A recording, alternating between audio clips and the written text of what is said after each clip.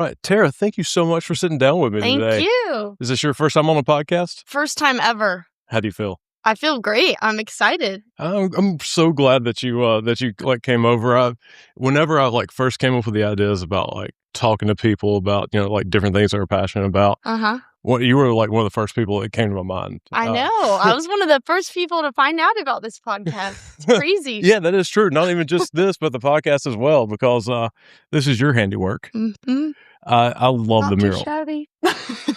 So, like, what was your? Do you remember like your very first art project? Oh, geez. I mean, ever since I was really, really young, I have been making art. I couldn't even tell you what I started with. It's probably hanging up in my mom's bathroom. Yep, it is hanging up in my mom's bathroom in my hometown, in my childhood home. It's a picture of a dog that I drew with colored pencils. Oh. And I tried to spell the word toilet, but I spelled it wrong.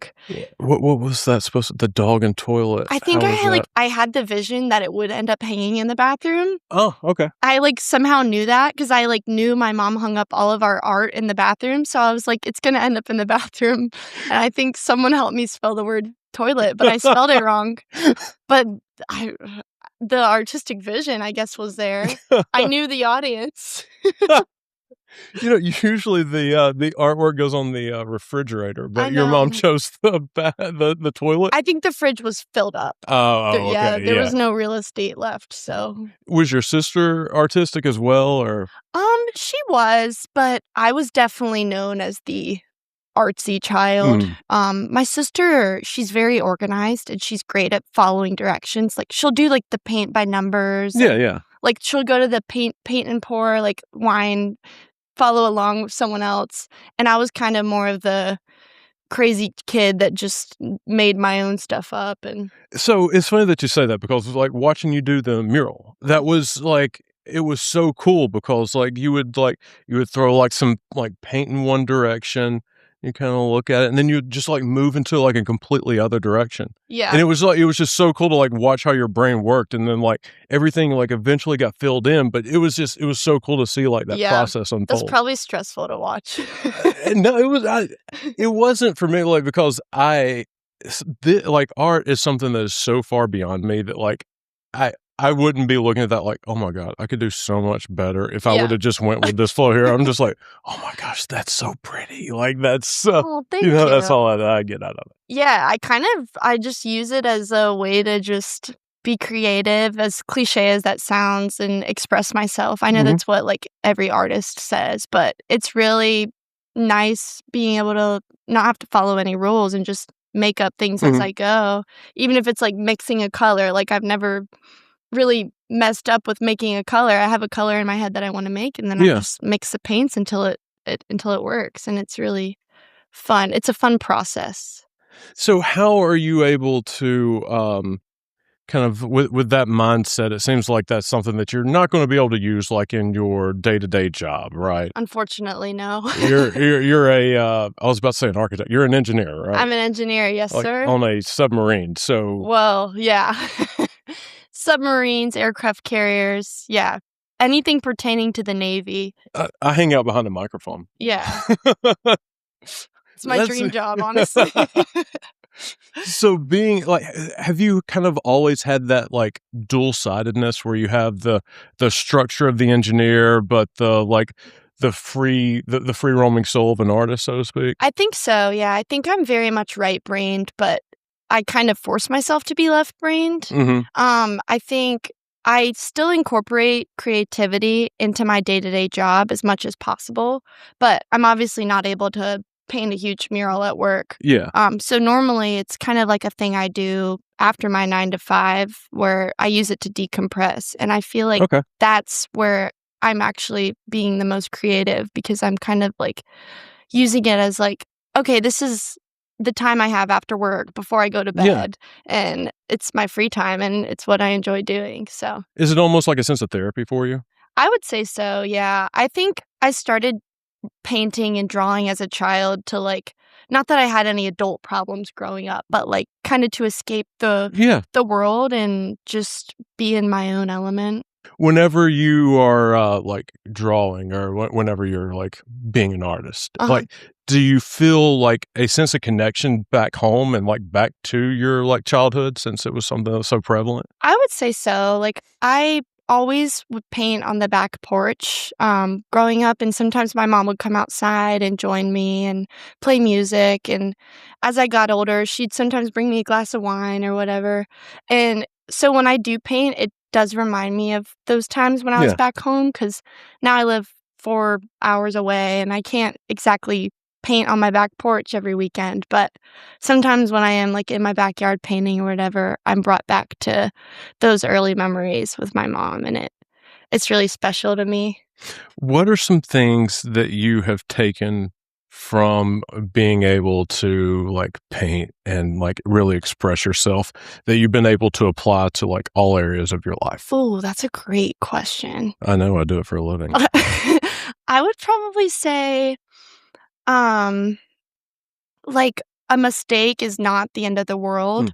Like, for example, on the mural, when, your dog Ellie stepped on and made paw prints, like, I didn't panic at all mhm. because I thought, like, "Maybe we can keep this," and then you guys gave me the okay, Yeah, and we incorporated it, and I think art is a beautiful reminder that you can have unexpected things happen, but you can just kind of flow with it mm, and make it work, or you can just paint over it. I mean, yeah, it's kinda whatever you wanna do, um, but it kind of is like a fundamental, basic, simple, yeah. visual way of showing you that there are no mistakes, like, there are only happy accidents, as Bob I Ross was would going say. to say Bob Ross with the happy Yeah, accents. we're on the same wavelength.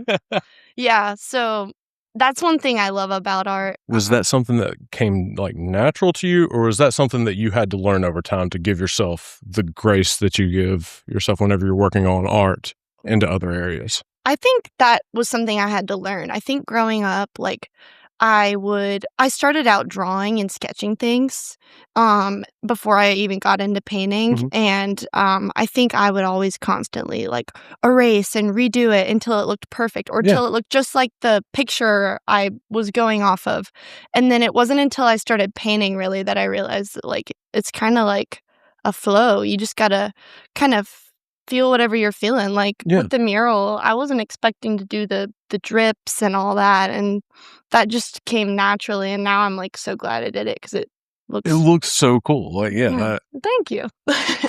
Yeah, it was a really fun project, and I think even just painting the mural, it taught me a lot because 'cause I've never done such a large scale project, really, mhm. so Is it something that you would like to pursue, like, as an income source, do you think? I would love to, honestly. I feel like, given my current position, I could definitely do it part-time. Yeah.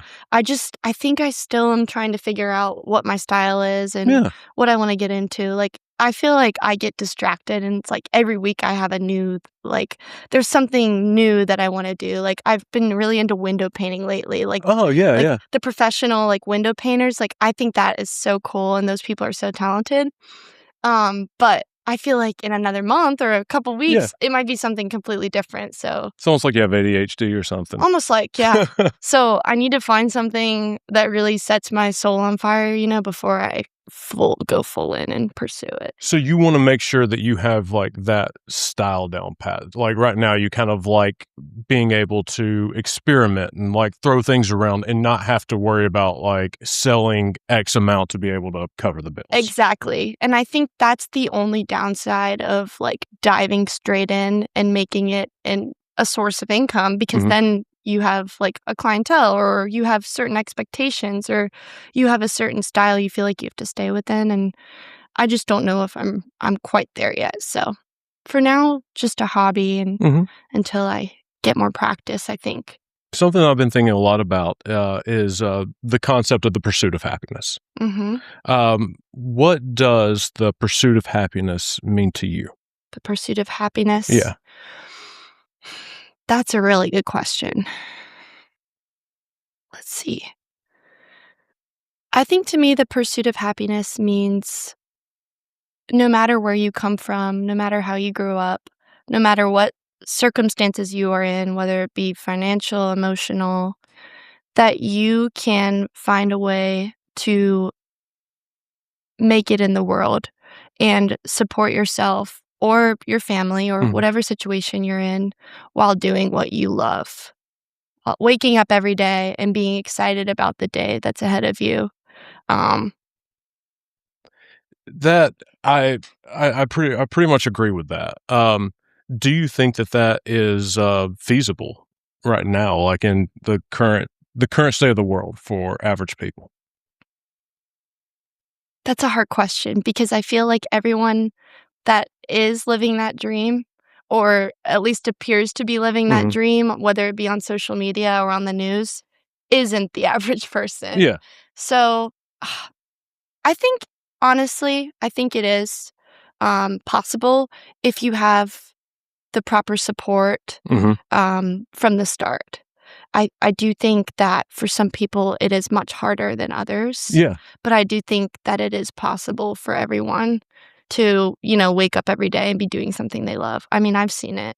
Do you think that everyone should be entitled to the pursuit of happiness? Absolutely. Yeah, I think everyone should be able to do what they love, and it's a shame that that's not how the world is exactly. Maybe I'll start a podcast and try to change that. Yeah, we're already getting started, right? Yeah, exactly. Tara, thank you so much for letting me act out with you. It was Thank so much fun. you. I had a blast. Me too. Make the lettuce look like powder. Yeah.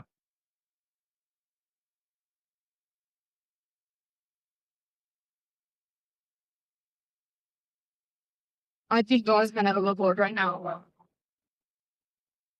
You're able to do a whole lot of work to try to minimize the alpha that knocked out. Ooh,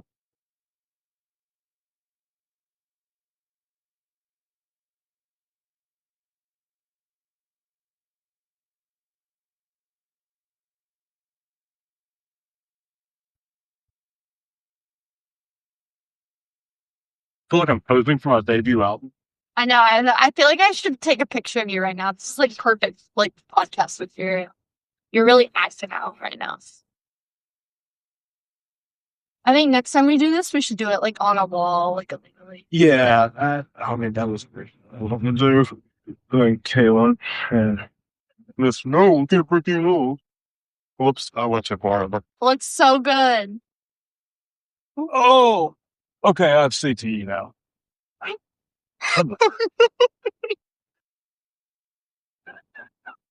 I'm okay. Thank you for worrying. I'm so sorry. I didn't know that noise was. I just saw you were under it. It's so spiky. Yeah. I also hit my head on it. I'm CTE now. Oh god. Okay, and that's The it. CTE would explain this if it happened before I did this, but Yeah, and I think injuries aside, we did a great job. I mean, I had a blast and mine looks beautiful. It does. It looks better than mine. And that, I mean, clearly stems out. Yep, and there's not a penis at the T there, so yeah, that Not at looks all. really good. All right, so Yeah, thumbs up. I don't know. Thanks for acting. Well, no, you can't because we've not even got the camera. I mean, microphone, yeah. And cut. Wow.